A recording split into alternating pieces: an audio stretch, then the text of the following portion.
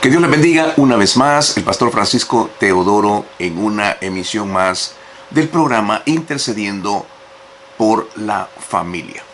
Hemos estado desarrollando alguna serie de mensajes acerca de lo que es la resurrección de Cristo, la muerte y su resurrección, y todo lo que hemos enfocado es acerca de la persona de nuestro Señor Jesucristo. La razón es muy simple. Creo que en el día en el que hoy vivimos, las personas han oído de Jesús, tienen historias de Jesús, conocen mucho de los sermones de Jesús, pero muy pocos son aquellos que conocen la realidad espiritual del sacrificio de Cristo, de quién es Jesús, quién es Él, qué hizo, por qué lo hizo y qué significa para mi vida. Esto, independientemente de lo que la religión ha enseñado, algunas han sido muy buenas enseñanzas, pero sin embargo ha faltado la vivencia, el fruto de esa experiencia.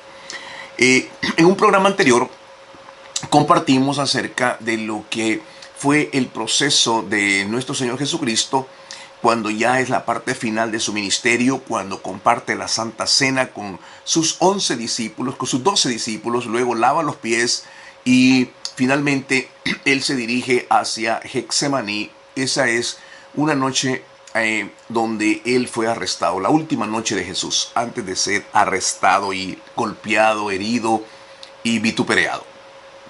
Ahora bien, veamos entonces algunos de los pasajes importantes porque normalmente nosotros participamos de lo que conoce la tradición como la Semana Santa.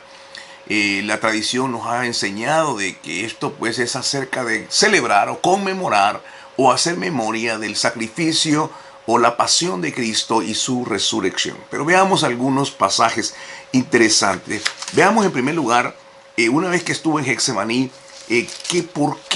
cuál fue la razón o por qué Jesús fue juzgado. En Lucas capítulo 23, versículo 2, la palabra de Dios dice que una vez que estuvo frente a aquellos líderes religiosos, lo comenzaron a acusar diciéndole: hemos encontrado a este hombre subvirtiendo a nuestra nación. Se opone al pago de impuestos a César y afirma ser un Mesías, un rey. Esto es lo que ellos estaban argumentando, es decir, no había nada absoluto que podían acusar a Jesús a menos acerca de su fe y de su relación con Dios, por supuesto. Ahora, en Mateo capítulo 26, versículo 67 dice: Jesús respondiendo a ellos les dijo: desde ahora verán al Hijo del Hombre sentado a la diestra del Poderoso y venir en las nubes del cielo. Y el sumo sacerdote entonces se rasgó las vestiduras y dijo: ha blasfemado. ¿Qué necesidad tenemos de más testigos? Ustedes acaban de oír su blasfemia. ¿Qué les parece? Y ellos respondieron: merece la muerte. Entonces unos le escupieron en el rostro y le dieron puñetazos y otros le abofeteaban. Qué increíble esto. La persona de nuestro Señor Jesucristo mostró siempre una humildad, una sencillez, era una ternura hacia la compasión, a la necesidad de las personas. Nunca hizo un pecado. Y la razón por la cual no pecó es porque Él fue lleno del Espíritu Santo. Completamente lleno del Espíritu. Fue el mismo Espíritu el que guardó la vida de Él, superó las tentaciones como usted y yo hemos tenido, pero la razón por la cual Él no cedió es porque estaba lleno del Espíritu Santo y su amor hacia el Padre Celestial, su obediencia, su sujeción y el propósito del cual Él sabía que había de venir a la tierra era precisamente para que la ira de Dios fuera sobre Él, que la separación del Padre y el Hijo en un momento determinado, como fue en la cruz del Calvario, cuando Él dijo: Padre, ¿por qué me has desamparado? Esto fue un momento duro, difícil, en agonía. También vemos ahí también que no solo la ira de Dios iba a caer sobre Él, sino la justicia. Esa obra iba a ser la justicia de Dios hacia nuestra vida. Él cargaba el pecado y nosotros éramos declarados justos delante de Dios. Esta es la obra más grande, más sublime de amor que el ser humano pueda experimentar. Ahora veamos. Este consejo, definitivamente, que estaba acusando a Jesús, no tenía el poder para sentenciarlo a muerte, de tal forma que lo llevaron a Pilato. El Pilato era el gobernador romano en ese momento, en ese lugar, pero tampoco él no quiso involucrarse porque él pensó que era una situación de una disputa religiosa local.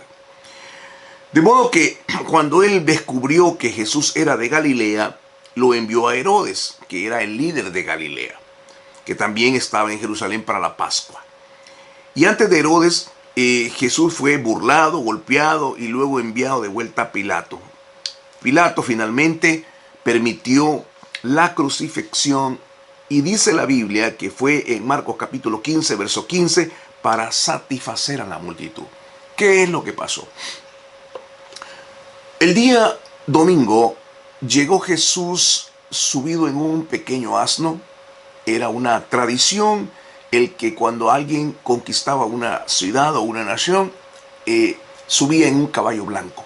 Y así exhibía a aquel rey que había vencido, lo exhibía públicamente en la plaza pública, ahí lo deshonraba y lo mataba. Eso era la tradición. Sin embargo, cuando Jesús viene, él viene como el Mesías, como el Rey de Reyes, y él viene hacia el pueblo al cual él venía a salvar. Sin embargo, ellos no lo recibieron. ¿Qué pasó en ese momento? La multitud salió y dijo: Hosana, Hosana, bendito el que viene en el nombre del Señor. Sacaron ramitas y tendieron mantos. Es lo que se conoce en la tradición como el Domingo de Ramos. Esto es algo que se nos ha enseñado de una forma totalmente equivocada. Esto es algo contrario a lo que realmente significó, porque no lo entendemos. Hosana en la palabra original griega significa sálvanos ahora. Ellos estaban proclamando un Salvador que los salvara del imperio romano, de la esclavitud romana. Eso es lo que estaban buscando. Es obvio porque el versículo siguiente que aparece en Lucas 19 y en Mateo 21 dice lo siguiente, dice que Jesús lloró. Todos están emocionados, cantando, soltando las ramitas, pero el único que está llorando es Jesús. Jesús llora porque Él se compadece, porque dice: cuántas veces quise hacer esto, pero a ustedes les fue vedado, y vendrán días donde serán derribados a tierra, ustedes y sus hijos, por cuanto no conocieron el día de su visitación. Ellos no estaban entendiendo que el Salvador era de sus pecados. La necesidad más grande no era ser libres de la esclavitud. La necesidad más grande era que fueran libres del pecado. De modo que ellos no entendieron, y Jesús no se fue al concilio de Herodes, sino se fue directamente hacia el palacio, hacia la iglesia, donde ahí volcó las mesas y usted sabe lo que hizo, ¿verdad? Ahora bien, recuerde esto cuando llega el momento en el cual el pueblo tiene que decidir, que el domingo habían dicho Hosana, 3 días después están diciendo crucifíquenlo. ¿Cómo? Pilato los presenta a Barrabás y presenta a Jesús. Y todos deciden vivir que Barrabás tiene derecho a vivir, y Jesús, ¿qué hacemos? Crucifíquenlo. Realmente nosotros al oír esto parece que simplemente hemos puesto la cruz como un emblema cristiano. Sin embargo, la iglesia cristiana nunca fue la cruz un emblema para el cristianismo, nunca. Y usted no puede ver eso en ninguna parte en el Nuevo Testamento. Sencillamente porque no era la señal. La señal era la presencia del Espíritu Santo en la iglesia. Eso era. Ellos tenían el poder del Espíritu Santo. La cruz no era un emblema para los cristianos en el libro de los Hechos, ni siquiera tampoco en el tiempo de la iglesia primitiva. Ahora, veamos entonces qué es lo que estaba ocurriendo. Ellos deciden y juzgan a Jesús y finalmente lo condenan a la cruz.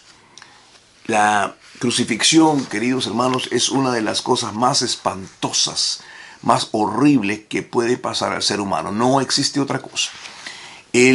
La persona era, después que había sido golpeado, le pusieron una corona de espinas, lo hirieron completamente. Él, con su cuerpo muy débil, cargó esa pesada cruz. Y usted sabe cuántas veces él cayó al piso. y toda la gente solo observaba. No tenían el valor de enfrentar a los romanos viendo la injusticia, viendo a un hombre santo, puro, y cargando una cruz, siendo llevado como un vil criminal, porque esa era la manera como los viles criminales llevaban. Una vez llegó a la colina, al monte, el Gólgota o el monte de la calavera, lo crucificaron.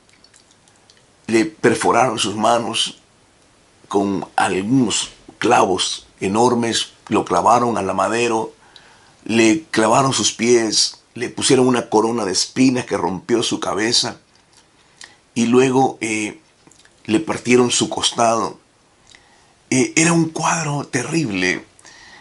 Seguramente la fiebre, algo, estaba en un momento de tanta angustia y la muerte era porque una vez colgado el cuerpo descendía y quedaba en asfixia. Y la muerte de crucifixión era por asfixia, porque ya no podía respirar.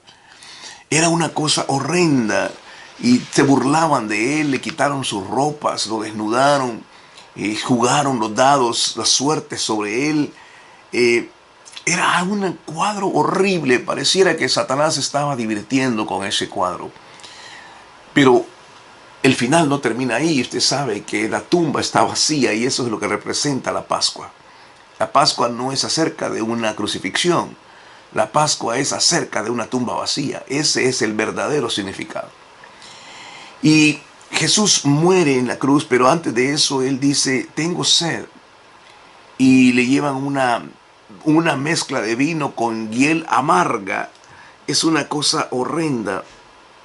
Yo creo que algo horrible estaba pasando en esa cruz, no solamente por la situación de la muerte, sino porque estaba muriendo un hombre inocente, un hombre puro y santo. De modo que Cristo murió ahí y gritó en alta voz, Padre, en tus manos encomiendo mi espíritu. Y cuando dijo esto, dio su último suspiro. Ahí fue esa escena que marcó el mundo entero y que también en la otra parte de esa cruz es su misericordia, porque ahí fuimos perdonados de nuestros pecados. La paga del pecado es muerte y nosotros teníamos y merecíamos ir a ese Calvario. Pero Él tomó nuestro lugar.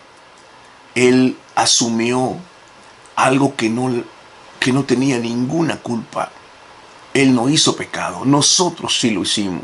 Ofendimos al Dios Santo y a consecuencia de eso estábamos condenados hacia el mismo infierno y que la ira de Dios viniera sobre nosotros.